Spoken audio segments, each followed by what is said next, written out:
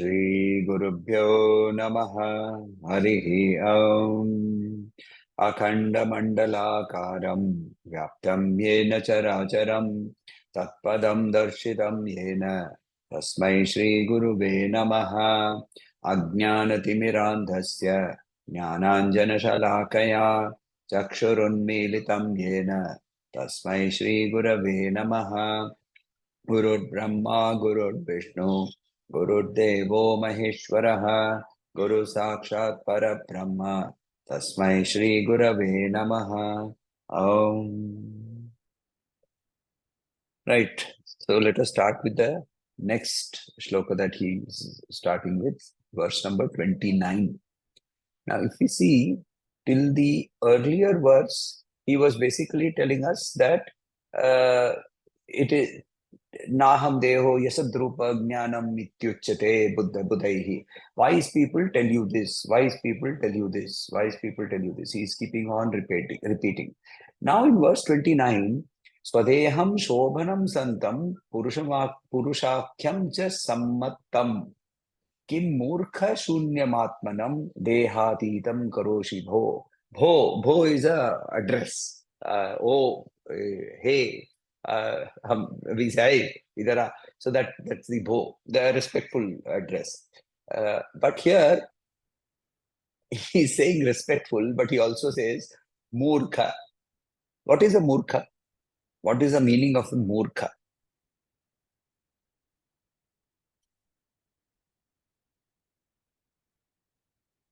Any meaning? What is murkha? Fool, one who is not understanding. Okay. Any other?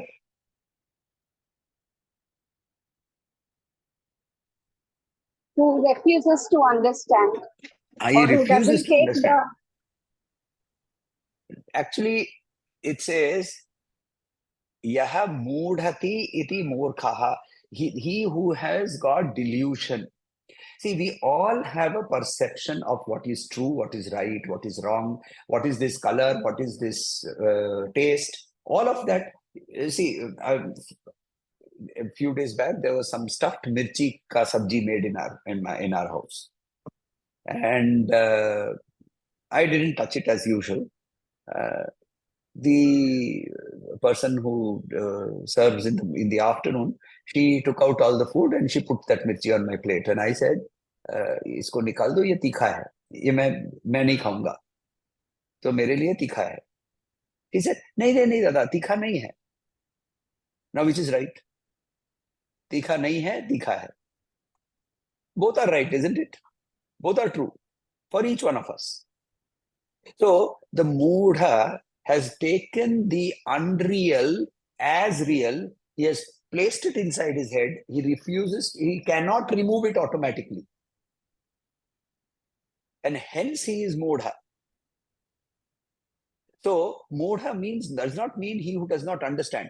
He who is in delusion. He who has taken what is false as reality. Now in the material world, Acharya is very clear.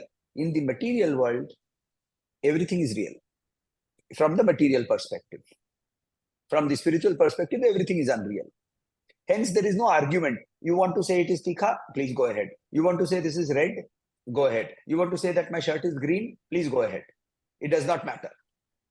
But when it comes to the spiritual world, he's very clear. There he has no compromise. Because he says that alone is real. And therefore he says, Swadeham Shobhanam Santam Purushakyam cha sammatam. So that Purusha, right? That Purush Akyam, that which we are calling Purusha, Akya. Akhyana means to be explaining. That which is explained as Purusha. Its name is not Purusha. Purusha is something we have called it. Purushamakyam. Right? We have called it, we have given it an explanation saying that it is Purusha. Acharya is very particular about the words he has chosen. Swadehe Shobhanam Santam. So here he says, yes, please. So here the word Purusha is used in a generic term, right? As a generic term. Correct. And it has again nothing to do with humanity also. Consciousness. Okay. Consciousness. Because that is why he links it. This is what I was going to say the next time. Next thing. Swadehe Shobhanam. Shobhanam means what? What does Shobhanam mean? That which is auspicious. Auspicious, right? Yeah. The moment you go to a person where the body, there is a dead body, right? What do we do after we come back home? We take a bath. Why? Because it was inauspicious. Inauspicious. Okay. What changed? What changed? Our state changed. Yeah. So the consciousness left that particular piece of thing. Yeah. Right? That jada matter, jada prakriti, it was activated with consciousness. Consciousness left it, and therefore we do not perceive it as conscious anymore. Right? It still is conscious from a very, very high perspective. It is still conscious because that every object in matter is pervaded with that. But we do not perceive that consciousness the way it was earlier. So what do we say? It is inauspicious. Swadehe Shobhanam, that which makes this body auspicious. What makes it auspicious? Consciousness alone makes it auspicious. Purusha Makyam. Purusha here indicates that, and that is something that has been talked to in some matam, in all the matas. It doesn't matter whether you are an Advaiti, whether you are a Buddhist, whether you are a Christian, in all the matas, in all the views, the dead body is viewed as inauspicious. Why is it inauspicious? Because it has the auspiciousness which is in it, which comes from consciousness, has left it. But what happens? Here he has hit out at the Buddhists, and he says, and in that case, how can you say that there was nothing inside before? He also hits out at the Charvakis. Kim murkha shunyam atmanam. So he says, how can you say that there was nothing? There has to be something over there for it to be making it auspicious. If there was nothing, then what changed? Hence, that question remains unanswered if you purport a non-existent, a void over there, which is what the Charvaki also says. Charvaki, what does he say? Charvaki says there is nothing. Rinam kritva gritam jivet, yavat jivet, sukham jivet.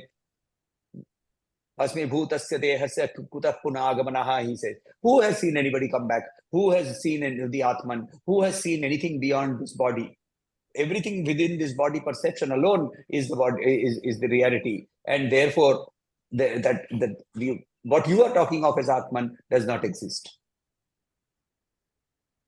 What did the Buddhist philosophers, not Buddha, what did the Buddhist philosophers do? The Buddhist philosophers, they started looking at this as an onion, and they started peeling it, and they're peeling it, and in their perception, they did not find what they were looking for, so they said it is zero. Shunya. So, Acharya, if you remember the Brahma Sutra sessions that we were having, we had looked at the type of Buddhists who were called Shunyavadis. These are the Shunyavadis. The Shunyavadis and the Charvakis, they say that there is nothing that is activating this jada. But obviously, just by observing the fact of our behavior with death, we can see that we treat the inanimate body, which was animate a little while ago, as inauspicious. There must have been some auspiciousness inside it. Yes, please. There is a irony in this. You know, of course, yada yada hi dharmasya glanir bhavati bharata. Even Buddha was supposed to have come to cleanse Hinduism. But that time Hinduism had become so corrupt in many ways, and all kind of evil practices had come around, and Buddha basically had tasked himself with cleaning this up. And of course, even Buddha, once he is gone, another 13 centuries later, you know, there is obviously a corruption even in his of understanding of his sayings and his whatever he was doing, and the Shankaracharya again come to sort everything out again, to clean this mess up. So there is an irony in this when he is taking off. So yeah. So he's beating himself up in that sense. But I mean, two views here. Number one, Swami Atmapriyananda Prabhakar Maharaj always used to say that that he came as Buddha. He broke the rules of society because he jumped over one ashram completely. Then he had to come back again to defeat his own teachings in the form of Shankaracharya. So now he said, oh, in that avatar, I jumped over one ashram. Now I will jump over two ashrams. So the middle two ashrams also got jumped over, and straight away from brahmacharya to sannyasa, and then he started preaching. Second view, the Buddha spoken of in the Srimad Bhagavat is not the Buddha called Gautama Buddha. They are two different. The Buddha spoken of in the Srimad Bhagavat, the Srimad Bhagavat has been dated, incidentally, by the same person we've been talking about, Nileshok, and he puts it fairly well before Gautama Buddha. So, to certain commentators, before Nileshok's writings and all that, they have named this Buddha as Adi Buddha, just to make a difference between Buddha, Gautama Buddha, and this person called Adi Buddha. In the stories in Srimad Bhagavat, Buddha comes to change the behavior of the Tripura Asuras. The Asuras who were very, very staunch Shiva worshippers. Now those Asuras, so it's an interesting story. I don't know if you all know it. So Tarakasur, he was unable to be killed except by Shiva's son. Shiva at that point of time was deep in meditation. Sati had already vanished. So Shakti has no physical presence in this universe at that point of time. Obviously, Shakti cannot be non-present. She is obviously everywhere, but she has no physical presence. So Tarakasur assumes that Shiva is not going to get married anymore. So therefore, Shiva's son born out of Shakti alone can kill me. It gets a boon from from Brahma. Prays to Shiva, gets an Atma Linga. He wears a linga on his body, worships it, and does whatever all the Asuras always do. Jump around into all the three planes of existence and start killing people or dominating people. Now, Kartikeya is born. Kartikeya killed Tarakasur. Kartikeya could not injure him in the first battle. So he went back to his mother and said, I don't know what happens. Whenever I throw anything at him, it gets destroyed. So she smiled and said that he's wearing your father's emblem. Only my emblem can destroy it. And she gives him the spear. So in Tamil Nadu, that is celebrated as Thaipusam, the day in which the spear was given to him. And then he uses his mother's spear to break his father's emblem. The emblem broke into 5 pieces. They fell on the earth on a specific longitude, which are now called the Panchabhuta Lingas. So starting in the north from Kalahasti to the southernmost Tiruvannaikaval, there are 5 Swayambhu Lingas over there, which are called the Panchabhuta Lingas.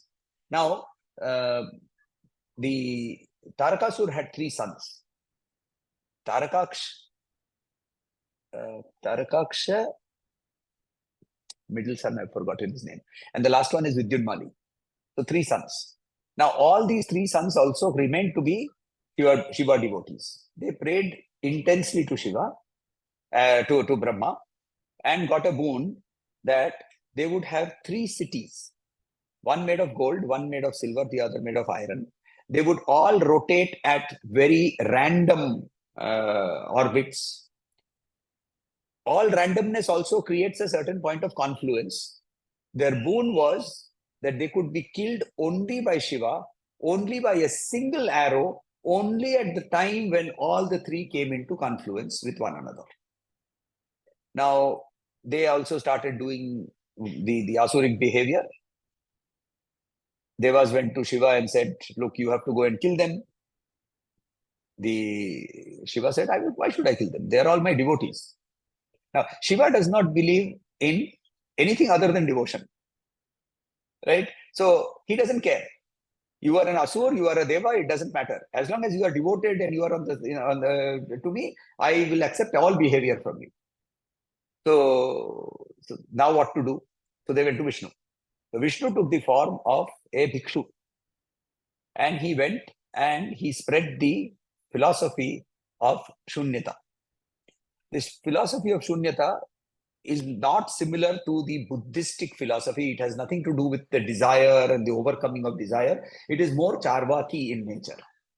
It is much more Charvaki in nature, and therefore he managed to somehow, being Vishnu, he is a Mohini, he is also the person who can delude anybody. He made these people Mudha. And all the 3, they started enjoying their material benefit, wealth. Instead of sitting in front of Shivalinga and doing worship, they neglected their temples and they started enjoying the wine, women, and song that they had a plenty of. So now Shiva is ready to destroy them. And then there is this beautiful description of how the chariot was created and how the arrow was put together and so on and so forth. And all of that is something. And the day that happened was the Purnima after Diwali, which is why that day is called Dev Diwali. On that day, the Devas celebrated Diwali by putting lights and candles across their entire domain. And the biggest celebration for Dev Diwali is in Kashi Vishwanath. You should see how it is celebrated over there. So, coming back to how did this digression into Tarakaksha and Tarakasur happen?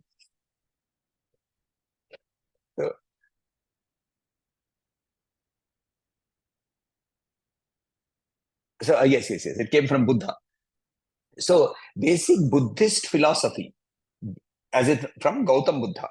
Gautam Buddha's philosophy, Gautam Buddha has been in his direct works been completely silent about the existence of the Atman or the non-existence of the Atman. He has been silent about the existence of divine forces or the non-existence of divine forces. He has concentrated on the material aspect of human existence in terms of saying there is suffering. Right? But what does the Upanishad say? The Upanishad says that this entire universe arose from Anandam Jayati Jagata. Right? No. There is suffering in this world. Now, the Ananda talked about in the Upanishads and the suffering talked about by Gautam Buddha are two different. The suffering is in the material plane. Where does suffering come from? It comes from desire. He is not deviating from Upanishadic teachings, if you realize Gautam Buddha's direct teachings. Suffering comes from desire only. Chapter 2, verse 62, 63 of Bhagavad Gita also clearly tell us that only. You keep watching something, you have attachment leads to desire leads to anger, etc., etc. So, here he says he is hitting out to the Shunyavadis or he is hitting out to the Charvakis, where he says, Ki murkha shunya atma dehatitam karo shivo. So then, in the next shloka, he says, Swatmanam shrunu murkham tvam sutya yukta cha purusham dehatitam sadakaram sudurdarshana bhavadrishaihi dehatitam sadakaram Durdarshan. My script is in English here. A bit difficult to read from English. Dehatitam sadakaram sududarsham bhavadrishaihi. So, Swatmanam from oneself. Shrunu, listen, Murkha. O Murkha, O ignorant one, O person who has been deluded, who has deluded yourself, please listen. Listen to this. And understand by reasoning. Understand by reasoning. Now, why should I understand by reasoning? Now, how we have talked about this earlier. What is pramana? What is proof? How do I know that something is real or not real?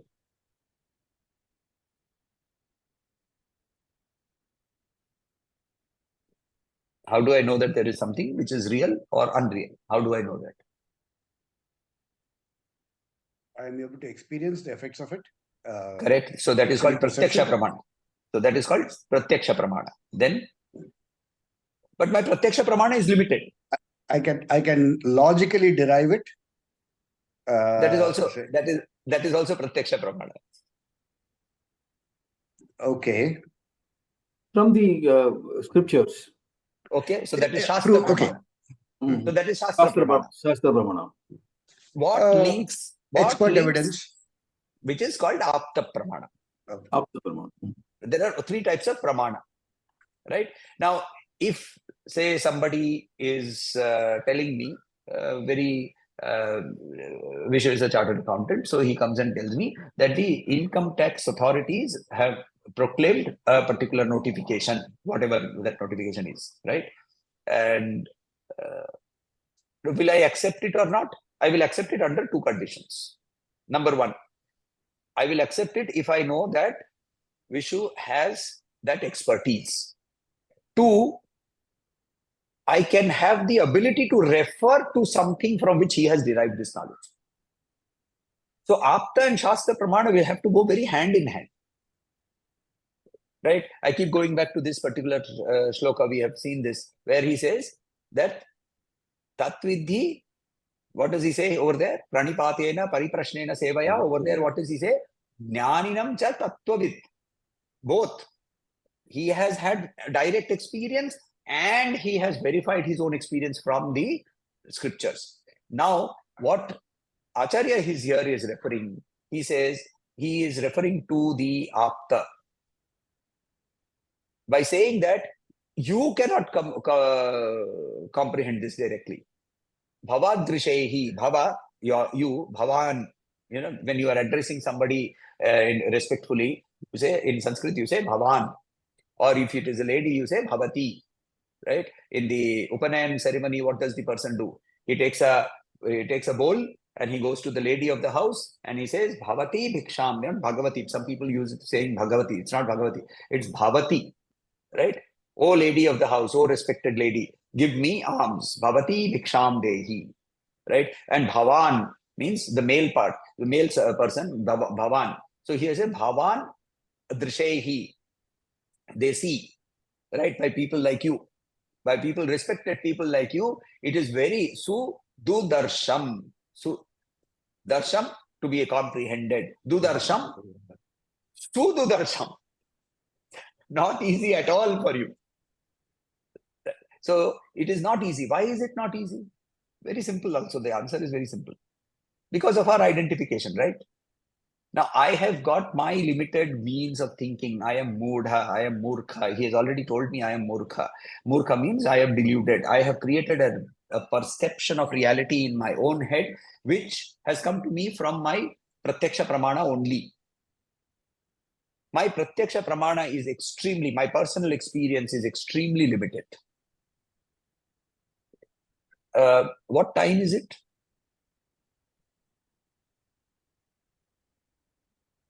B10. 440. So 440.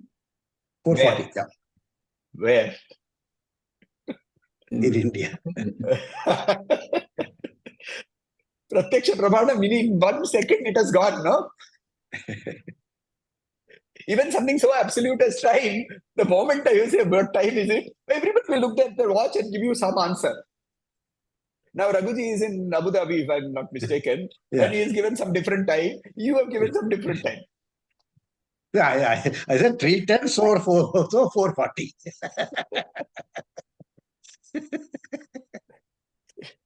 See, it is so easy to be deluded by our own senses in a fraction of a second. Yesterday, I was at a particular person's house near the Goregaon Creek. Now, the moment I got off the car, I actually took out my handkerchief and I put it on my nose because the creek is so smelly, right? And then I went to that person's house and I was sitting there. And a little while later, the handkerchief came out and I had no smell. My indriyas function only to that extent.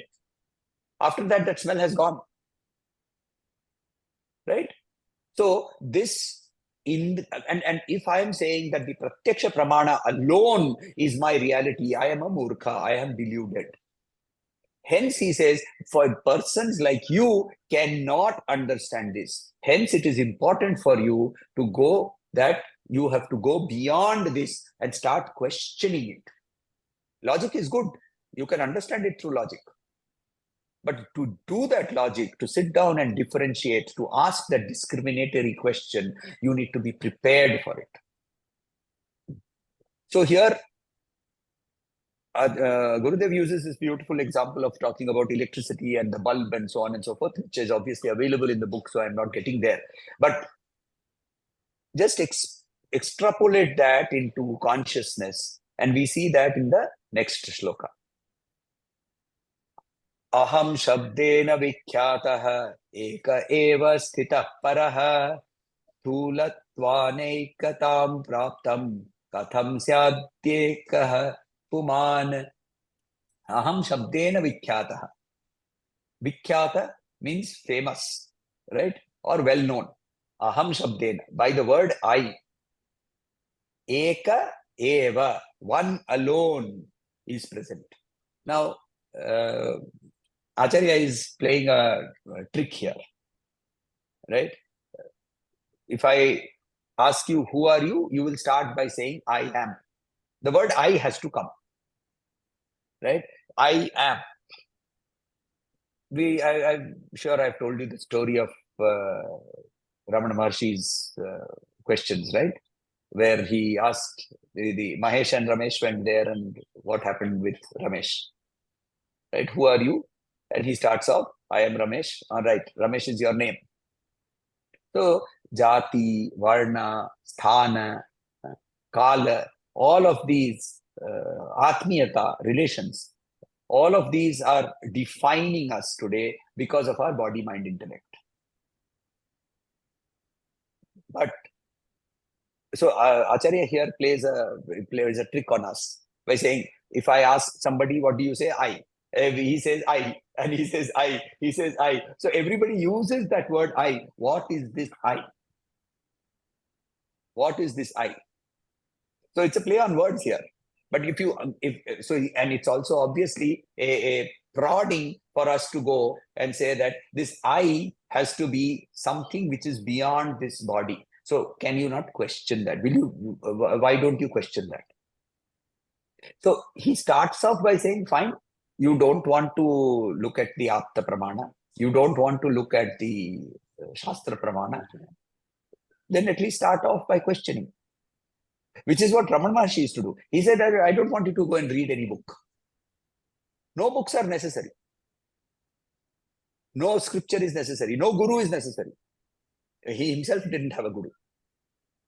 Right? No guru is necessary. What is necessary? Your ability to sit down and question. Where has this thought come from? And he used to say that if you follow the thought right to the source of the thought will extinguish. And when you keep doing that, the mind will extinguish. Because what is the mind? The mind, Gurudev explains this very beautifully, is an incessant flow of thoughts. The mind is nothing but an incessant flow of thoughts. The moment your mind, the flow of thoughts switches off, you have switched off your mind. And the mind obviously is not the brain, right? We understand that. So, going beyond this into aham shabdena vikhyataha. So, everybody will answer I, and the small I, which is identified with the body, mind, intellect, is way beyond is way much limited beyond than the extremely large consciousness of I, which is pervading throughout this universe. We saw that in the summary of the Chatushloki in Brahma Sutra, where we looked at the sorts of identification that Acharya gave us examples, where he says, when I say I am fat, I am thin, right? I have a headache. All of this is identification with the body. I am angry, I am happy, I am sad, or identification with the manas. I am a communist, this is my PhD, right? All of these are identification with the intellect. And these and all of this comes from that particular mantra that we have chanted for 84 lakh yonis called Aham Mama, Aham Mama, Aham Mama. Me, mine, me, mine, me, mine, me, mine, me, mine, me, mine. So that me, mine, once that stops, immediately this change happens. Aham drishtataya siddho deho drishyataya stitaha mamaya mamayamiti mamaya, it is mama mamayamiti nirdesha katham syad syaddeha puman. Because you're reading in English. So no. My Sanskrit text is not opening. My Sanskrit text is in on Kindle, and you are right. Kindle, I don't know for whatever reason, is not opening. So no, it did open finally. Actually, for some reason, it was not able to get the original, but it took it from the OneDrive eventually. Oh, okay, So okay. That's why I always believe in this. Aham drishtataya siddho deho drishyataya stitaha mamayamiti nirdeshat katham syaddeha kapuman. So, luckily, a little bit of knowledge of Sanskrit helps. Once you have got that, you understand what he's saying. So, anyway, so he says, Aham drishtataya. Aham, obviously, we understand. Drishtataya. What is drishtataya? Witness. Now, the whole of Gita, we have seen in chapter 7, chapter 8, that he's basically driving towards what is called the Sakshi Bhava. Right? In the view of observing, that is when then you realize, oh, okay, if I am observing this, I am observing this, then you move to that question, who is the observer? Who is the observer? That question comes once you have to distance yourself a little bit from the body, a little bit from the manas, a little bit from the intellect. So one of the exercises that we were put through, I have shared with you. It is to remove body identification. We talk about, this is my thumb. So the thumb cannot be me. This is my finger. This finger cannot be me. This is my hand. My hand cannot be me. See, I own something, then I cannot be it. I own a car. I cannot be a car. So then you start by saying, okay, my mind is angry. I am feeling angry. So even by changing the words we use when we are talking to people, today, what happens is, in today's world, that has been called, it's been given a specific name. It's called neuro-linguistic programming. Right? You change the language and the thinking process changes. I don't know if I've told you this. In neuro-linguistic programming, the very, very interesting and funny use of this is in call centers. If you go to a call center, you have this whole bunch of kids sitting there in front of phones, right? And you know what they receive through the whole day? What is it that they receive in general? All of them. What is it that they receive? Complaints, they receive queries, right? Requests negativity. for tech support. Negativity. Okay. They are bombarded with negativity, right? So somewhere in neuro-linguistic programming, they discovered that after a call ends, how do you get back to a positive state of mind? Because so much of negativity through the whole day, that person is expected to address 100 calls, 50 calls, depending upon the nature of process. And in that process, if he is attending to 100 complaints of customer service, by the end of it, the person would have got completely wrung out unless he is completely insensitive. And therefore, how do you get back? So, they've found a very interesting way. They say after every call, right in front of you, there is a mirror. They actually physically place a mirror and they say, look at that mirror and smile. Just smile. Smile at yourself and smile for a minute. You go around, right? Looking at yourself and smiling. And what happens is that negativity washes away. Now, what has happened? The body, by forcing the body to smile, certain endorphins got released in the body. Now, our rishis knew that, or they did not state it in that many words. They didn't tell you that there was an endorphin and so on and so forth, but they studied behavior and they linked this. And therefore, they are putting this very clearly here together and saying that the moment you move away from that particular emotion, and how do you move away? You change the language. You do not say, I am angry. You say, I am feeling anger. You don't say, I am feeling happy. I am happy. You say, I am feeling happiness. And in both cases, the moment you have said that, and you can continue to say that, you have moved away from that emotion. Because I am feeling happy means I am not happy. Happiness is happening somewhere else. Right? So the moment you have moved away, that fraction of a millimeter distance between you and the emotion, see, logically, I am not the body. Easy to understand. Logically, I am not the emotion. More difficult to understand. Logically, I am not my thoughts. Even more difficult to understand. But it has to progress that way. So one of the things that I keep telling people is to try and sit down in one place without moving. It doesn't matter whether you sit on a chair or whether if you can sit in Ardha Siddhasana or Siddhasana, even better. Why do people start getting up? Oh, because they say, my hips are paining or I'm feeling itchy or whatever. Ignore it. Ignore it and see what happens. You know what will happen?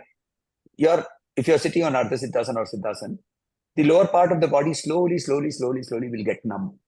Have you ever, Vishu, have you suffered from chickenpox or measles? Yeah, in childhood days, yes, chickenpox. Yeah, of course, yes, right. And what would happen if you had chickenpox? You would want to scratch. What would your parents or whoever is taking care of you do? They would tie your hand also if necessary, preventing you from scratching. What happened? The itch went away. Actually, the itch didn't go. Is your feeling of itchiness went away. The same thing happens. People get afraid. Oh, I've actually had people come and question me, what happens if I continue to sit like that in that pain for some time? Then I will get paralyzed. I have not yet seen anybody getting paralyzed by sitting for 3 hours. And I'm only asking for 5 minutes. So sitting for 30 minutes in one place, the moment you have stilled your body, the whole process of this questioning starts. So expressing things by saying here, this is mine, right? Aham drishtataya siddha, established, experienced. Deha drishyataya, right? So drishtitaya, witness, drishyataya, object. Thitaha, it is present. Mama, mine. Yes, Lalita ji. Okay, so mama is mine. I am this iti. This is mine. Now, this is the exact reflection of this is the exercise that I was talking about. This is mine, this is mine, this is mine. Now, the moment you say this is mine, then who am I? That is the next step. The first is disidentification, then the question of re-identification. That's why we say you have to recognize the self. Right? What is recognize? Cognize means to understand, to know. Recognize, it's just that you've forgotten it. That's why you have to say recognize. You do not have to realize the self. There's nothing to realize. You are the self. You are the Atman. How can you realize something that is already real? You might not recognize it today. So the term to be used is unrealize the world and recognize yourself. For us, what has happened? We have not recognized the self and we have made the world real. We have made the world real.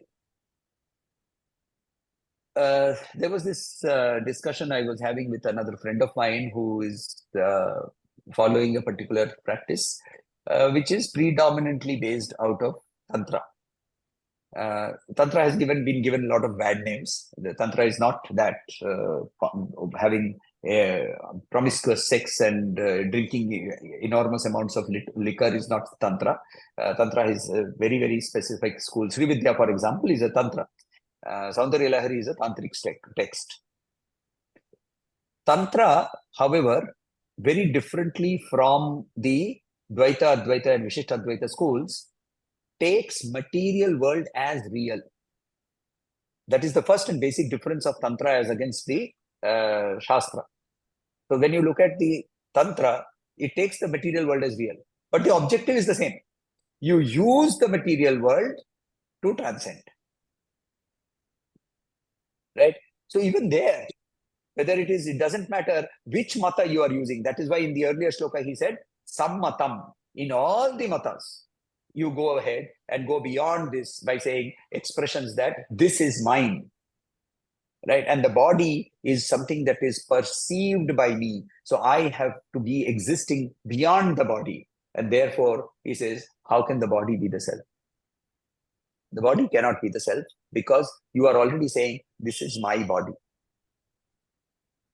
Right? So we'll stop here. Any questions?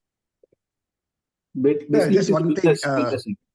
Did I give any homework last time? Yes, Yes. you did. I wanted to tell you that that about the waves and the sea Water, waves, and ocean. ocean. Correct. So any manan on this? I mean, this is basically you have used it in the past to relate between Ishvara, Parabrahman being the water, Ishvara being the ocean, and waves being the individual souls. When I look at it, This is exactly basically, okay. Sorry. yeah. So waves are manifestations within that ocean body. Okay. They come and they go, so in the ocean remains. But ocean itself is not permanent. But the water of the ocean the entire ocean could be evaporated when if an asteroid hits Earth and the intense heat, the entire oceans could be evaporated. Okay, but the water remains. It's just in a different form.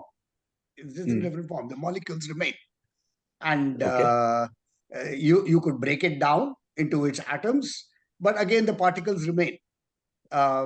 So of course, like any analogy, it cannot be taken further than its limits. Of course. Yes, Vishu, you were saying something. No, I happened to be reading the 9th chapter of Bhagavad Gita during this time. Okay. Exactly, this was discussed there in the 3rd and 4th verse. In fact, I don't know, you must have definitely heard the Puja Guruji's lecture on this. He has dealt with it very, very extensively on this. You are in me, but I am not in you. That's what it says. So this is exactly what is the waves and the ocean. The ocean is there in the waves, but waves is not there in the ocean. Maya tatamidam sarvam, he says. Yeah. Right? So it is exactly that, and this is like a space which is there everywhere, pervaded everywhere. It is there in everything, but at the same time, it is not there, in itself. So it's like that. So one thing here, number one, is that the vastness of Ishvara, the vastness of the ocean, cannot be comprehended by the wave. Correct. The wave can only see itself as arising from Ishvara and descending back into Ishvara. Number one. Number two, the Ishvara or the ocean at the Pacific and the ocean in Bay of Bengal or the ocean in Arabian Sea may have different qualities. They're all same. Right? They are all the same. They are all existing in the same plane, but they may have different qualities. Right? They have different currents, they have different flora, they have different fauna. Similarly, in the vastness of Ishvara can take different forms. You don't know all of them. You are a small wave which has arisen in Bay of Bengal, has no idea as to what the waves or what forms have existed in the Pacific Ocean or in the Arctic Ocean, where the waves have congealed and formed into ice cubes or into ice blocks. We have no perception of that, and therefore the whole quarrel about what Ishvara is because of limited perception. Elephant is five blind men. Correct. And the whole idea is that you have to understand is that Advaita does not deny the existence of, for that matter, it proclaims the existence of Ishvara. It also says that yes, Ishvara is a temporary manifestation of Brahman, but it does not mean that it is you. And at no point, therefore, can the Jiva say, Aham Ishvarosmi. It is an impossibility. But both Ishvara and Jiva can say, Aham Brahmasmi. So Brahman is the inactive principle of consciousness pervading throughout. So, so I'll end with a story with Sri Ramakrishna Paramahamsa. Then he was asked, what is the principle of avataran? So he says that when the jivas, when the waves, all of them are rising up, right? And they are all clamoring to be settled down. That clamor creates an atmospheric turbulence which will freeze the ocean for some time. So he uses the analogy of ice, of devotion. The clamoring, he used it as devotion. And this is that clamoring of devotion of the jiva, the limited jiva, creates the iceberg or the coolness which freezes the ocean. That is the avataran. So what is the avataran? Just transformation of Ishvara into a limited form for a very temporary period. So beautifully he explained this. I would also like all of you to start reading.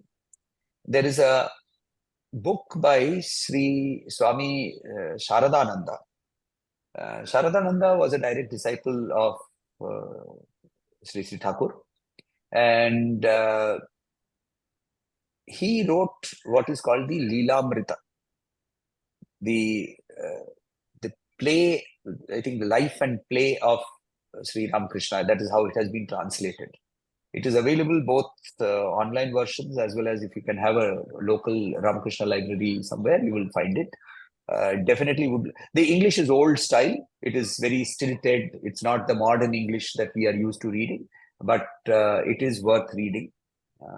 Why is it important to read not the teachings, but only also of the lives of saints and their lives? Because you see, their life itself is a teaching. And therefore, I keep saying that it is very important to keep reading about the lives of saints. There's another one which also we'll get to later. It's called, it's a Marathi compilation called Dasabodha. The Vaishnavite saints of Maharashtra, a compilation of their lives. And all of them are, so there will be a whole bunch of miracles and things that have happened in all of these lives, including Sri Thakur's. You are supposed to discuss about miracles. Yeah, you're supposed to talk about miracles. That is the other one. Sorry? Yeah, you were supposed to talk about miracles. You asked us to remind you about that. Yeah. No, I remember that, and which is why I'm not talking about it directly. So, however, just a few examples coming back from my Sabrimala experiences only. I'll tell you. So coming back to this, when you read these life stories of, say, the autobiography of a yogi, if you read, you will experience that there are so many miracles happening around them, right? Are they coincidences? Are they divine forces working in a very particular way? Is the divine can the divine be narrowed down into one individual? All of these questions will remain. 3M's autobiography, if you read, and he very honestly and openly says that, look, if you don't want to believe this, don't believe it, read it like a fairy tale, right? But these are things that have happened. He's writing and claiming to say that these are facts. which is what Yogananda Paramahamsa also says. Coming back to the miracle of what we are talking, miracles that we are talking about. The few very interesting coincidences that happen.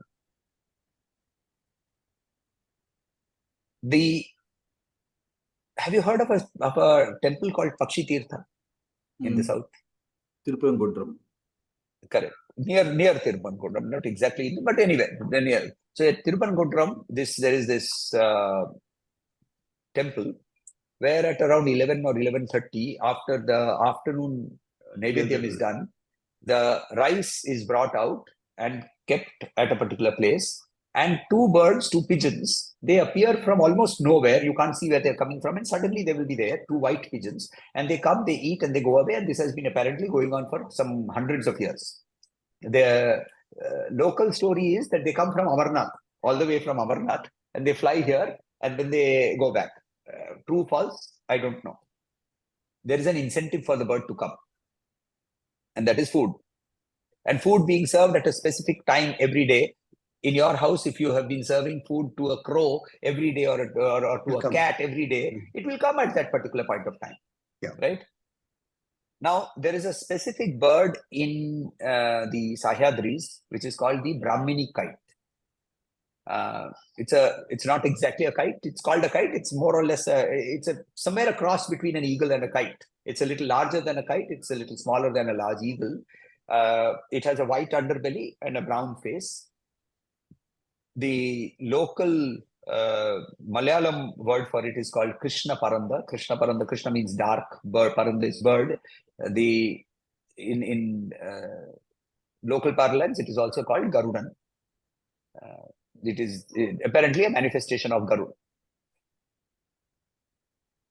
In the incarnation form, when Shasta was incarnated as Swami Ayyappan in the palace of Pandalam, he used certain ornaments. These ornaments are still kept with the king of Pandalam. And 3 days before the Makar Sankranti, these ornaments are put into 3 boxes, and then they wait for the Garudan to come and do a circle. And invariably it comes. And it will circle. And you can be watching the sky the day before, throughout the whole day, there will be no bird. And you can keep watching the sky the day after, there will be no bird. Just on that day, just exactly in the afternoon, and it will circle only once and fly off to the north. I have no scientific explanation for this. What is a miracle? Something for which you have no scientific explanation.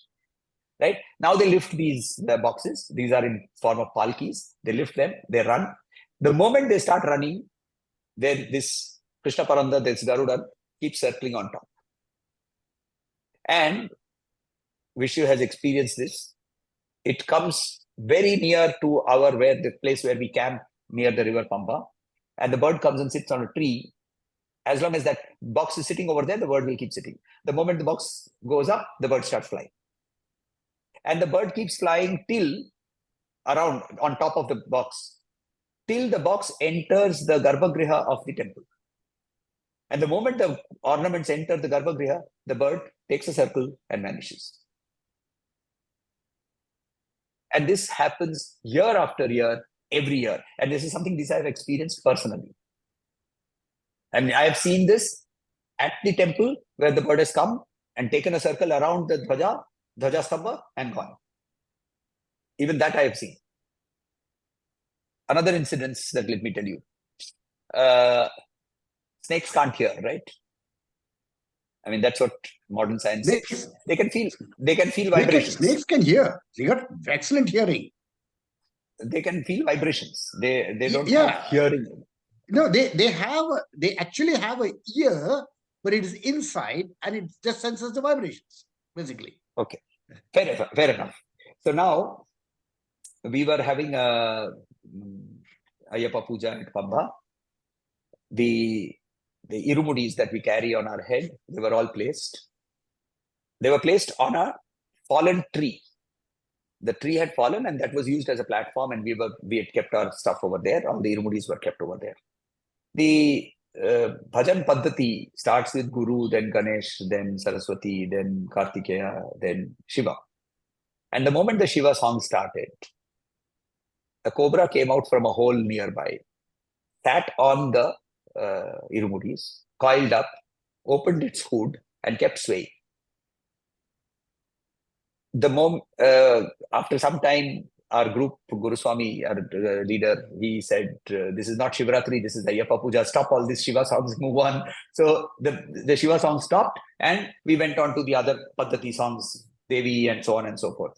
And the moment that happened, the snake put its hood down and went away.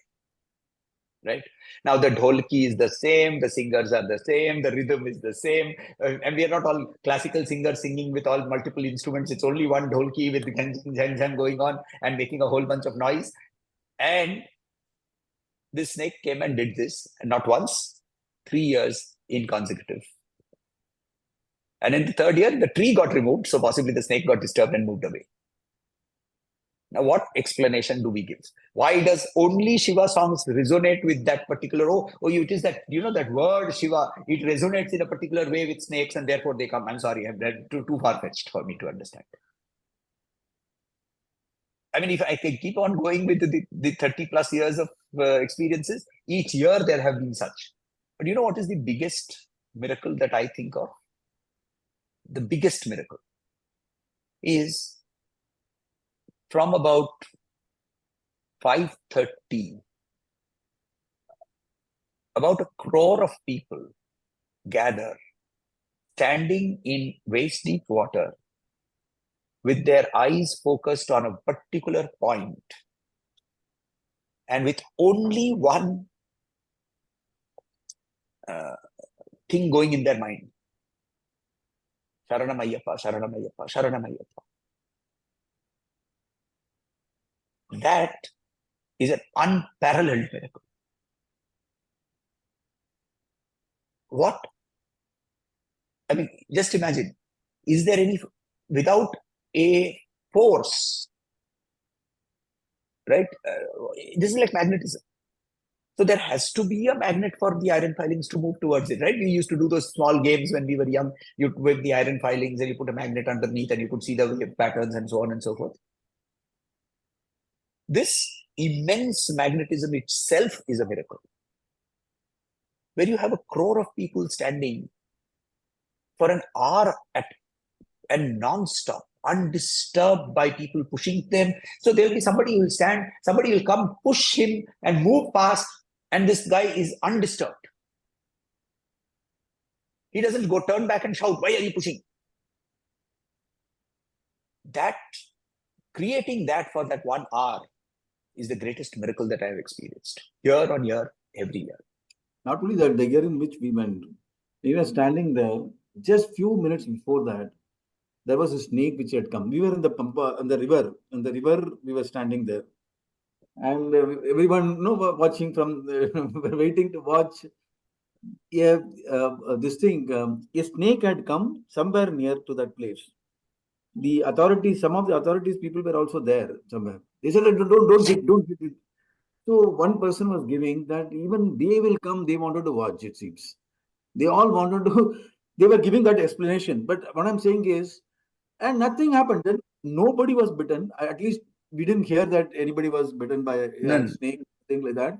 It went off on its own. But few seconds, it came and it went off. And these are all, that means every creature over there, what he says is extension of that it is not only human beings who are undivided attention who are giving, it is the whole beings. They were attending to waiting for that to be seen, whatever is to be seen. They were waiting for that. And so, at the exact time, the light comes, and it's not only that star also comes.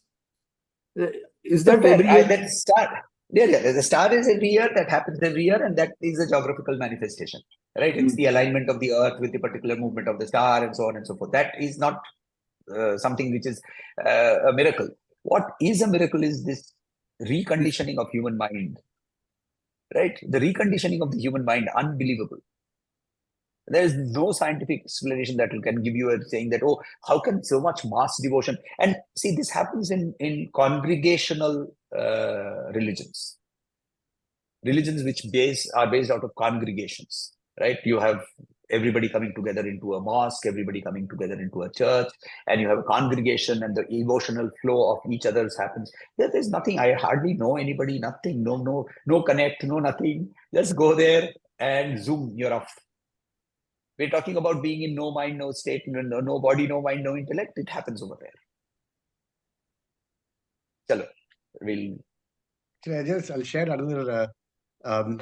This again, I feel it's a miracle. My son says he's just an old man. But my first assignment, I was recruited by this firm from the campus and taken. My first posting was in the Sinai, in the Egyptian Sinai desert, in the oil fields there. And you know, Sinai is where you have Mount Sinai, the place where Moses got his 10 Commandments. And you have a monastery called St. Catherine's. So 2 years I was there, I never went. So then when I was transferred to the western extreme of Egypt, I decided I should at least go and visit that monastery. So I go there. And, you know, to go up Mount Sinai, some monk about 600 years ago has hewn steps on the side of the mountain. They're all, you know, one tall step, one small step, one crooked step, like that. But we go up there. We went to the top, a friend of mine, his girlfriend, and myself. When we reached the top, he said that his girlfriend is very tired, so they would like to wait. You go down, because if you don't go to the monastery before 12:15, they close the gates and you cannot visit the monastery. So I started walking down. When I started walking down, there's a place where there's a little bit of plateau, and there's a winding road that goes to the monastery, and there is these steps going down. So I was just going to go down the steps. And very old man was standing, peering down the steps. When I approached, he said, you know, can you help me? I need to go down. Can you help me go down with the steps? I said, you know, for you, it may be easier for you to walk back that road. It's just a sloping road. It'll be easier. This is a bit unsafe. He said, no, I came up by the road. I'm very tired. I cannot walk all the way back. But I know if you can help me, I will manage going down the steps. So I said, okay. I start walking down the steps with him, and soon I realized I'm practically carrying this man, because it is, you know, it is not safe. You know, I had to literally carry this, and we were making very slow progress. So I knew that I would never reach the bottom by 12:15. So doesn't matter. I reached the bottom. It was already 12:30. So I said, okay, khalas, apna isme nahi hai. You know. So I started walking towards the car. When he walks towards the monastery, I said, no, you cannot go there. They're closed. He said, no, I live there. Come. He took me inside. He introduced me to the monks. It was their lunchtime. So immediately they invited me to join them for lunch. So it's a pure sattvic food that they have. There's no meat, nothing at all. Okay. So I enjoyed that lunch with them. Then they took me to the library where they have these ancient texts kept in humidity control conditions. They took me to that well where Moses was supposed to have drunk water. If you have watched the 10 Commandments movie, you would see that he had gone to this well. These ladies gave him some water. Then they showed me the place on the side of the mountain where there was the burning bush. There was a bush there. It is not burning anymore, because that's where Jehovah spoke to Moses. Okay. And they showed, I had such a beautiful tour of that. Nobody would have had that kind of a tour. And I don't know where that man went after introducing me to the monks. I don't know where he went. Now, to me, it's a miracle. I helped him. I was tested, and I was rewarded. Okay. My son says, no, he was tired. This afternoon, but I got to sleep. You know, yeah, true, possible also, you know. But it's very strange the way the monks took to me. I'm just, no, actually, I was wearing my oil field coveralls, you know. So it was very strange, but it was an amazing experience. So that's what I mean. So there is something, firstly, we have to understand that what does the Bhagavad Gita say? Shraddhavan lavate jnanam, right? So without Shraddha, all this will be called coincidences, and you will keep on talking about these coincidences and so on and so forth. But the moment you have Shraddha, there is a jump that is taken, and then certainly certain degrees of levels of understanding also starts opening up. So,